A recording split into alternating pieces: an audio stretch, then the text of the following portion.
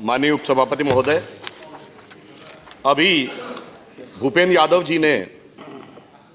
महामहिम राष्ट्रपति जी के अभिभाषण के धन्यवाद प्रस्ताव पर जो अपने विचार रखे हैं, मैं उसका अनुमोदन करने के लिए खड़ा हुआ हूं। हम सब ने राष्ट्रपति महोदय का जो अभिभाषण सुना और दोबारा इस सरकार आने के बाद विगत 6 महीने में जो कुछ भी कार्य हुए, निर्णय हुए, उस पर सदन के दोनों तरफ बैठे हुए लोगों के विचार अलग अलग हो सकते हैं, मत अलग अलग हो सकते हैं, परंतु एक चीज ऐसी है जिससे इस सदन में बैठा हुआ हर एक व्यक्ति और राजनीतिक क्षेत्र में कार्य कर रहा हर एक व्यक्ति प्रभावित है आज के समय में। वो क्या है? पॉलिटिक्स में क्राइसिस ऑफ क्रेडिबिलिटी, राजनीति में विश्वसनीयता का संकट। एक आरोप लगता था कि लोग कहते कुछ हैं और करते कुछ हैं, परंतु आपने देखा कि विगत 6 महीनों में इतने निर्णय हुए, चाहे ट्रिपल तलाक हो, 370 हो, या आतंकवाद विरोधी अधिनियम का विषय हो, सीए का विषय हो, सबके विचार अलग हो सकते हैं, परंतु इसने एक बात कम से कम भारत की जनता में स्थापित की कि जो कहा जाता है वो किया जाता है। यानी क्राइसिस ऑफ क्रेडिबिलिटी को समाप्त करने में मैं मानता हूं कि ये पिछले 6 महीने एक मील का पत्थर है। साथ ही साथ मैं ये भी कहना चाहूंगा कि जब क्राइसिस ऑफ क्रेडिबिलिटी के खिलाफ खड़ा होना पड़ता है तो कार्य और मार्ग इतना आसान नहीं होता है,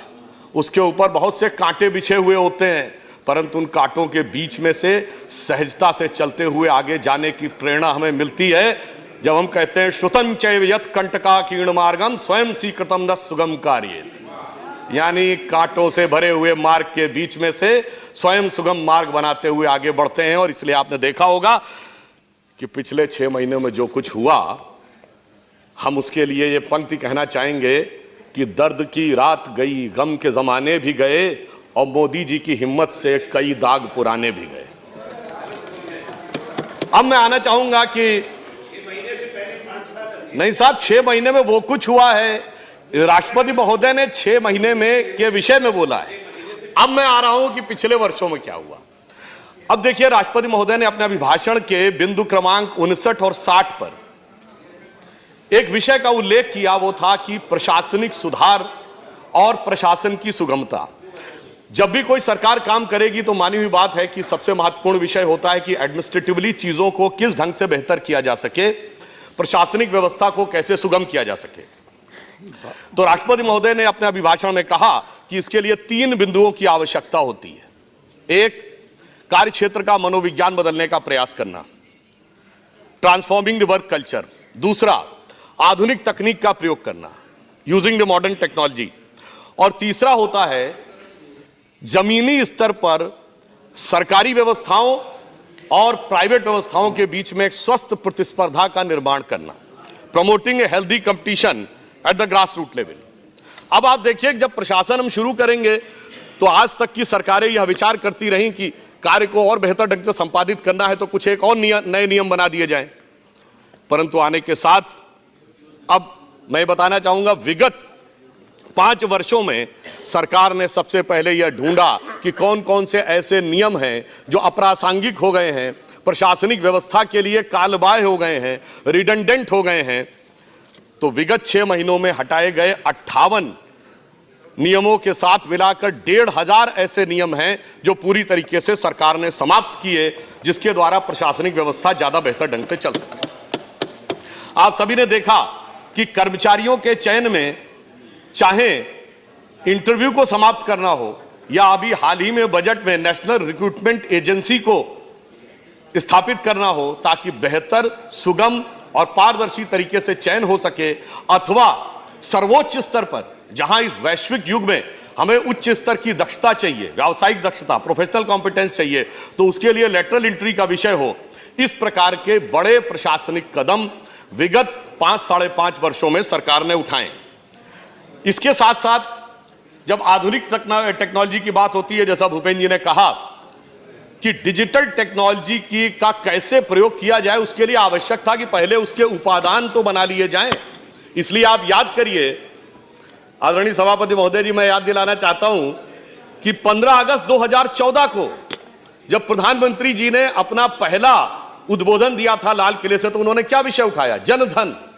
यानी वहीं से उन्होंने यह संकल्प लिया कि जो 50% लोग बैंक से जुड़े हैं, यदि हम उसे 100% पहुंचाएंगे तो वह उपादान बनेगा, वह आलंबन बनेगा जो सीधे कम से कम विकास के स्रोतों को संबंधित व्यक्ति तक पहुंचा सकेगा। और इस दूसरी पारी में आते हुए हम डायरेक्ट बेनिफिट ट्रांसफर यानी प्रत्यक्ष लाभ हस्तांतरण के द्वारा उन लोगों के हाथ में सीधे और संपूर्ण सरकारी लाभ पहुंचाने में सफल हो रहे हैं। ये एक हमारी बड़ी उपलब्धि थी।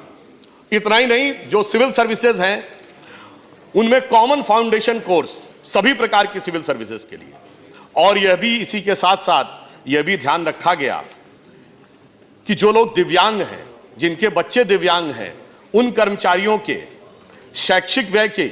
ऊपर मिलने वाली सुविधा को दुगना करने का प्रयास किया गया। दूसरी तरफ जो अक्षम अधिकारी हैं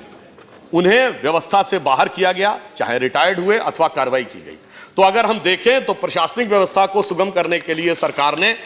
बहुत बड़े स्तर पर कार्य किए 5 वर्षों में, और इन 6 वर्षों में उसको आगे बढ़ाया। अब महत्वपूर्ण बात यह रही कि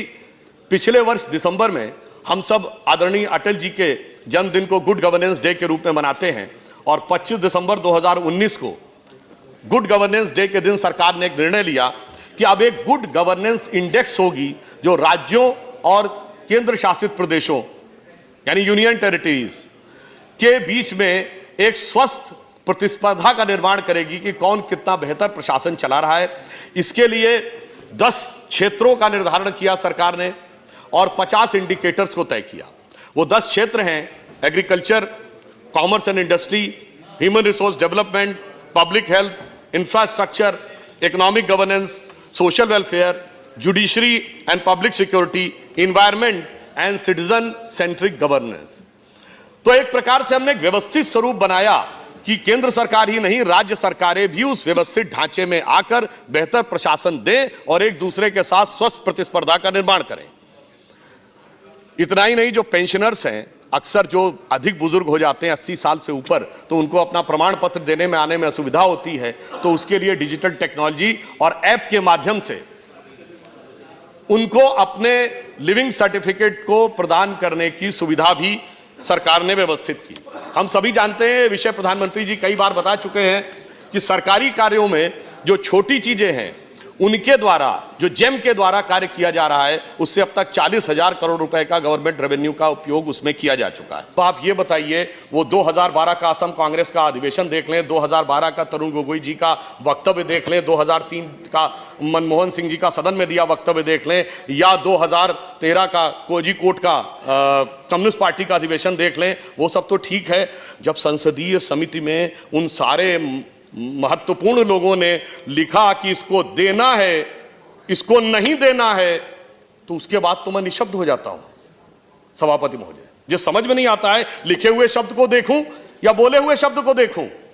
और जब लिखे हुए शब्द और बोले हुए शब्द में इतना अंतर आता है तो मुझे वही याद आता है कि देख तेरे संसार की हालत क्या हो गई भगवान, कितना बदल गया इंसान।